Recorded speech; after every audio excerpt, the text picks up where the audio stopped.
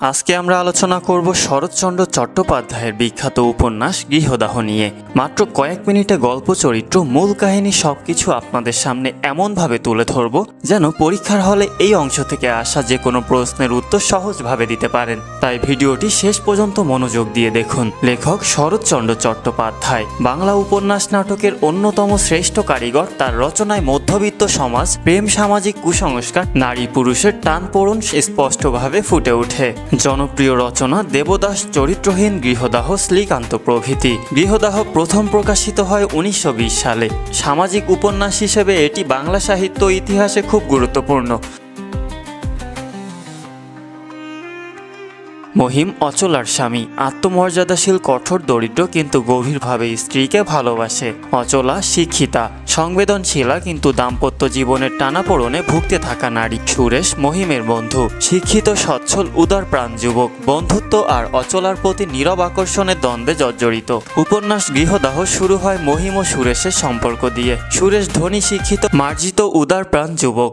মহিম তার সম্পূর্ণ বিপরীত, একজন দরিদ্র পরিবার থেকে উঠে আসা ছেলে, আত্মমর্যাদাশীল কিন্তু কঠোর মেজাজের। দুজনের মধ্যে বন্ধুত্ব থাকলেও সমাজ ও অবস্থানের পার্থক্য যেন সবসময় তাদের মাঝখানে দেয়াল তৈরি করে। মহিমের স্ত্রী অচলা সুন্দরী, শিক্ষিতা ও সংবেদনশীলা নারী, কিন্তু সংসারের বাস্তব কষ্ট, দারিদ্র্য আর মহিমের কঠোর স্বভাব অচলাকে ক্লান্ত করে তোলে। তাদের সম্পর্ক শিথিল হতে শুরু করে। এদিকে সুরেশের সঙ্গে অচলার পরিচয় গভীর হয়। সুরেশের ভদ্রতা, উদারতা, সচ্ছলতা সবকিছুই অচলার মনে অদ্ভুত টান তৈরি করে। যদিও অচলতা প্রকাশ করে না, তবুও তার হৃদয়ের কোণে সুরেশের জন্য জায়গা তৈরি করে। অন্যদিকে সুরেশ ও অচলার ব্যক্তিত্বে মুগ্ধ হয়, কিন্তু বন্ধুর স্ত্রী হওয়ায় নিজের অনুভূতিকে গোপন রাখে। মহিম ধীরে ধীরে বুঝতে শুরু করে স্ত্রীর মনে অন্য কারো প্রতি টান আছে।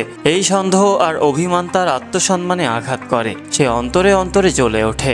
এটাই আসলে গৃহদাহ, অন্তরের আগুন। অচলা একদিকে স্বামীর প্রতি কর্তব্য পরায়ণ, অন্যদিকে সুরেশের প্রতি গোপন টানে দিশেহারা। মহিমের সন্দেহ ও রাগ, সুরেশের নীরব দ্বন্দ্ব আর অচলার মানসিক অস্থিরতা সব মিলেই তিনজনের জীবন ভূমিভূত হতে থাকে। শেষ পর্যন্ত কেউ প্রকৃত শান্তি পায় না। মহিম সন্দেহ আর আত্মমর্যাদার যন্ত্রণা জ্বলে ওঠে।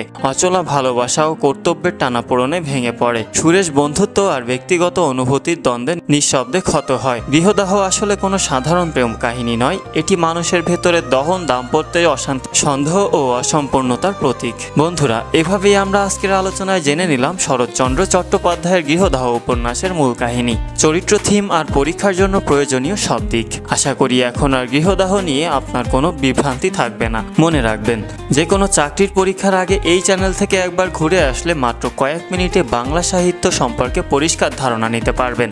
তাই শেষ পর্যন্ত আমাদের সঙ্গেই থাকুন। পরের ভিডিওতে আমরা আসছি আরেকটি গুরুত্বপূর্ণ সাহিত্য নিয়ে। ধন্যবাদ।